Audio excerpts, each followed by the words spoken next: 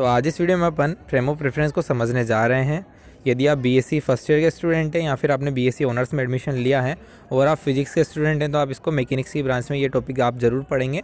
Frame of reference आपने अपनी previous classes 11th-12th में भी ये टॉपिक ज़रूर पढ़ा होगा और आप इस टॉपिक से बिल्कुल परिचित होंगे। यदि परिचित नहीं भी हैं तो भी आपको ये टॉपिक अच्छी तरह समझ में आ जाएगा। बस आप वीडियो को लास्ट तक ज़रूर देखिएगा और यदि वीडियो पसंद आ जाती है तो प्लीज़ वीडियो को लाइक ज़रूर कर दीजिएगा। तो अपन अपना टॉपिक शुरू करते हैं। तो फ्रेम ऑफ रेफरेंस पहले अपन समझ लेते हैं कि फ्रेम ऑफ रेफरेंस होता क्या है। तो पहले अपन सबसे पहले समझते हैं कि फ्रेम ऑफ रेफरेंस क्या होता है।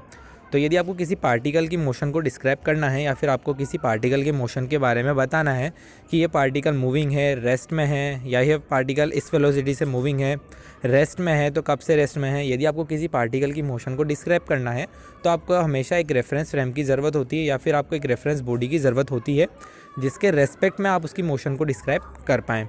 तो वो जो रेफरेंस फ्रेम अपन डिसाइड करते हैं उसी को अपन एक तरीके से फ्रेम ऑफ रेफरेंस कहते हैं। यदि आपको बताना है कि कोई पार्टिकल मूविंग है तो किसके रेस्पेक्ट में वो मूविंग है, कितनी वेलोसिटी से वो मूविंग है, उसी को अपन डिस्क्राइब करते हैं फ्रेम ऑफ रेफरेंस की हेल्प से। आइए इसका ब्रीफली इंट्रोडक्शन अपन देख लेते हैं।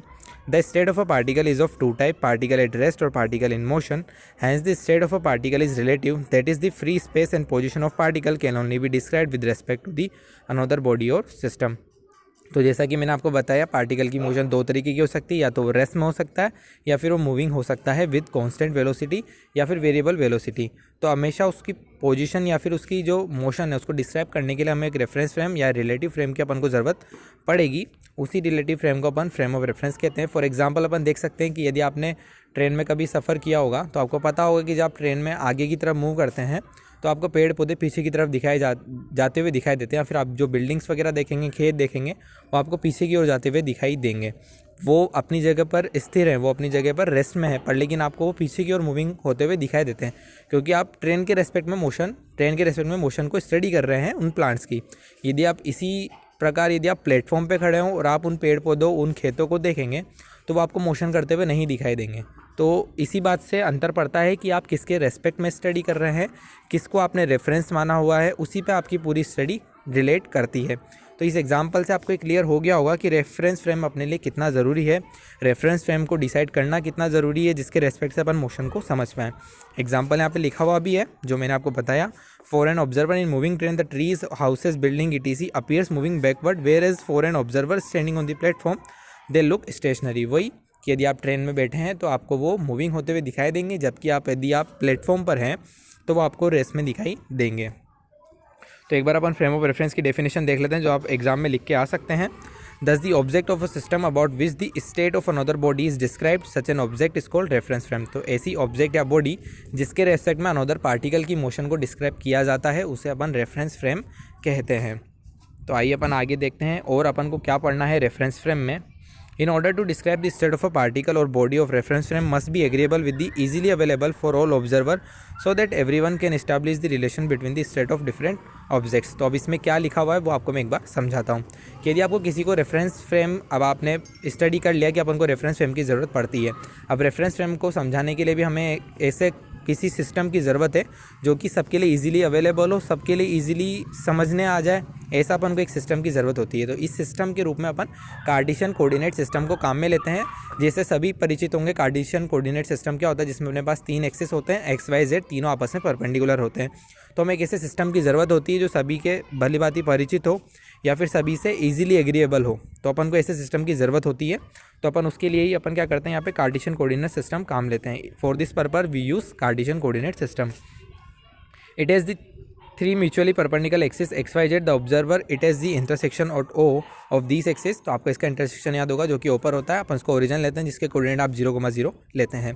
There are 2 type of coordinate system. अपन 2 टाइप के यहाँ पे कोऑर्डिनेट सिस्टम लेंगे, लेफ्ट हैंडेड और राइट हैंडेड।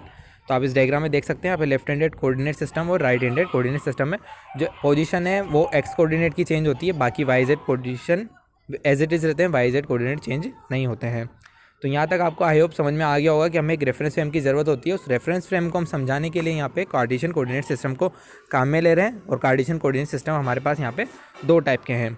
अब अपन को इसके बाद देखना है कि अपन किसी पार्टिकल की पोजीशन को कैसे डिस्क्राइब कर सकते हैं। तो 2 तरीके की पोजीशन अपन को मिलेगी, या तो पार्टिकल रेस्ट में होगा या पार्टिकल मूविंग होगा। तो अपन पहले देखते हैं कि पार्टिकल यदि रेस्ट में हो तो आप उसकी पोजीशन को कैसे डिस्क्राइब कर सकते हैं।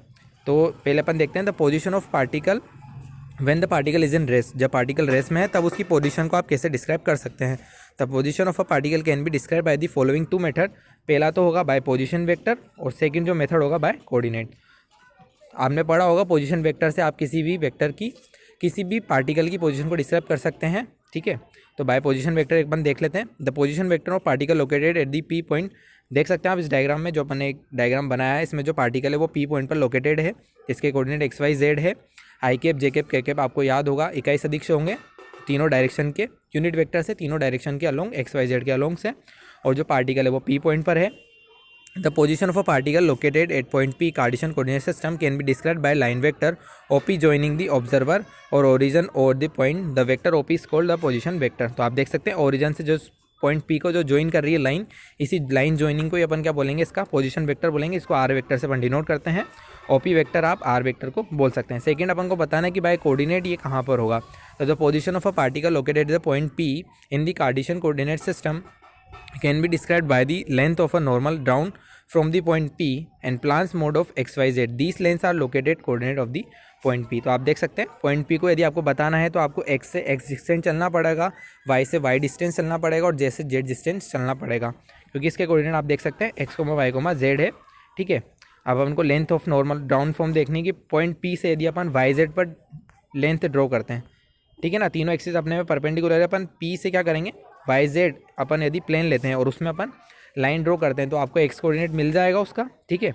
तो point p on YZ plane x coordinate अपन को मिल जाएगा, जिसकी लेंथ ओ एल यहाँ पे लिए ओरिजिन से एल लेंथ के लिए, ठीक है। ये अपन को एक्स कोऑर्डिनेट मिल जाएगा। इसी तरीके से अपन पॉइंट पी से जेड एक्स प्लेन पर अपन लाइन डालते हैं तो अपन को वाई कोऑर्डिनेट मिल जाएगा, और पॉइंट पी से यदि अपन एक्स वाई प्लेन पर लाइन डालते हैं तो अपन को जेड कोऑर्डिनेट मिल जाएगा, ठीक है। तो इस तरीके से अपन को पॉइंट पी के एक्स वाई जेड कोऑर्डिनेट मिल जाते हैं। अब अपन के लिए अपन ले लेते हैं कि जो तीनों डायरेक्शन है एक्स वाई जेड के अलोंग, इनके अलोंग जो यूनिट वेक्टर्स है वो अपन आई कैप जे कैप के कैप ले लेंगे। आपको पता है आई कैप जे कैप के कैप क्या होते हैं, ठीक है। तो जो ये ए पी थी, ए पी को अपन ने एक्स आई कैप बोल दिया, ठीक है। आप डायग्राम में भी देख सकते हैं कि ए पी कहाँ पर है, ए से पी के लिए आप देख सकते हैं, जो कि इसकी एक्स की डिस्टेंस है वाई जेड प्लेन में, ठीक है। इसको अपन ने क्या बोल दिया, आई कैप बोल दिया अपन ने इसको, ठीक है, एक्स आई कैप। और जो बीपी था, बीपी आप देख सकते हैं कहाँ पर है, बीपी ये है जो कि इस प्लेन में है, वाई डिस्टेंस है मतलब एक्स जेड प्लेन में है, ठीक है। और फिर अपन ने देखा सीपी जो कि क्या है, Z vector Z K cap, जो कि इस प्लेन में होगा, एक्स वाई प्लेन में होगा, ठीक है ना, पीसी, ठीक है। तो ये अपन ने क्या कर लिया, इसकी तीनों की पोजीशन कोऑर्डिनेट देख लिए, उनको डिस्क्राइब अपन ने कर दिया। अब अपन लेंगे ट्राइंगल ओ एन बी। आप देख सकते हैं ट्राइंगल ओ एन बी में ओ एन बी आपको क्लियरली ये दिखाई दे रहा होगा, ओ एन बी। इस ट्राइंगल में अपन को क्या लगाना है, O B vector is equal to O N vector N B vector. तो ओ बी वैक्टर क्या आ जाएगा, z vector plus x vector आ जाएगा, ठीक है ना। ओ बी वैक्टर कौन सा है, ओ बी वैक्टर ये वाली लाइन आपको दिख जाएगी, ये वाली जो लाइन है इसको अपन ने ओ बी वैक्टर यहाँ पे बोला है। अपन को इस लाइन को डिस्क्राइब करना है, इस ट्राइंगल में आपको देखना है, ठीक है। ट्राइंगल लो आप इजीली लगा सकते हैं। तो ओ बी वैक्टर क्या आ जाएगा, O Z O N vector plus N B vector. O N vector की वैल्यू अपने पास के कैप है और एन बी वैक्टर की वैल्यू अपने पास एक्स आई कैप है, ठीक है ना। तो x I cap Z K cap अपन इसमें रख देंगे, ये अपने पास इक्वेशन 1 आ जाएगी ओ बी वैक्टर, ठीक है, ठीक है। इसके बाद अपन देखते हैं बीपी वैक्टर जो कि वाई कैप है। देख सकते हैं आप बीपी वैक्टर कहाँ पर है, देखिए आप बीपी जो लाइन देंगे वो अपन को वाई लेंथ है, तो वाई जे कैप आ जाएगी बीपी वैक्टर अपने पास, ठीक है। अब ट्राइंगल अपन ले रहे हैं ओ बी पी। अब ट्राइंगल देखना अब अपन कौन सा ले रहे हैं, ओ बी पी अपन ट्राइंगल यहाँ पे काम में ले रहे हैं, ठीक है।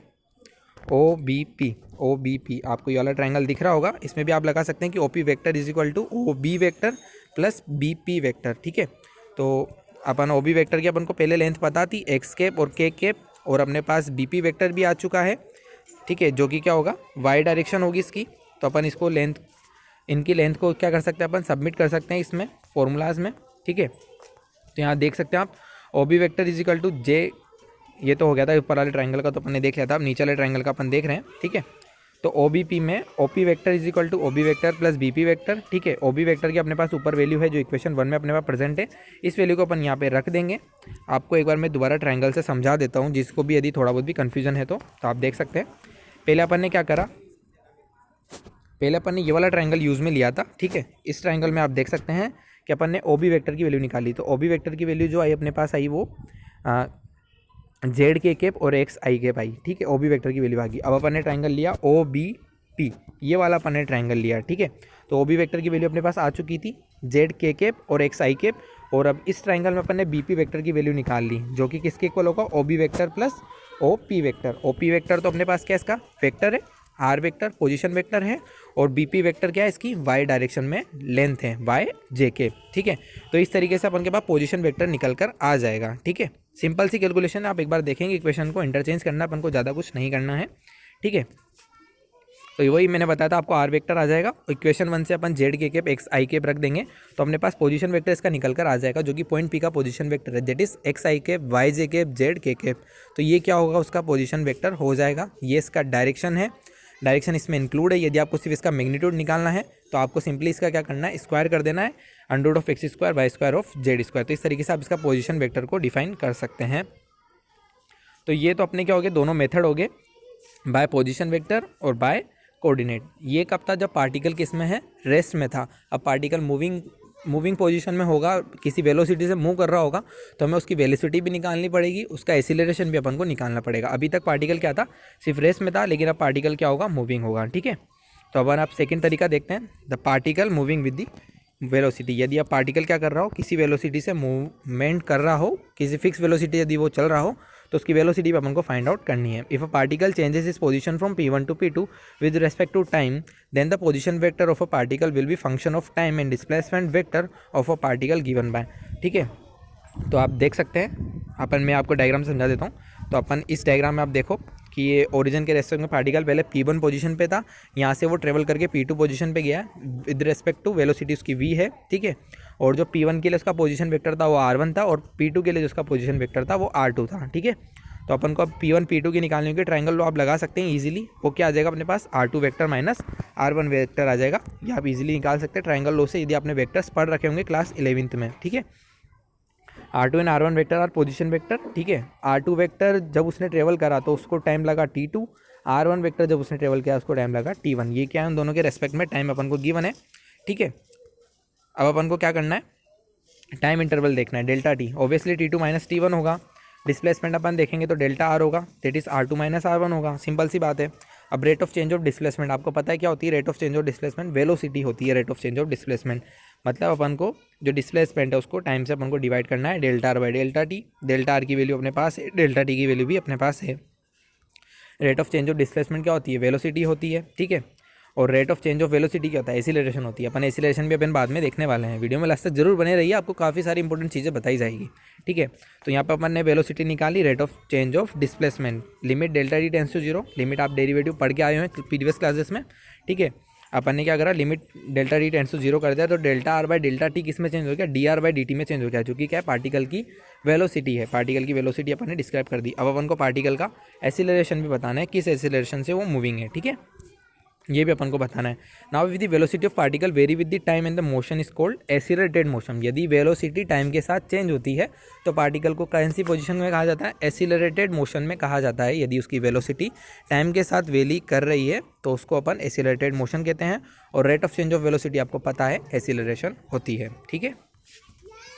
अब एसिलरेशन कैसे कैलकुलेट करना है, सिंपल सा तरीका है, देखिए।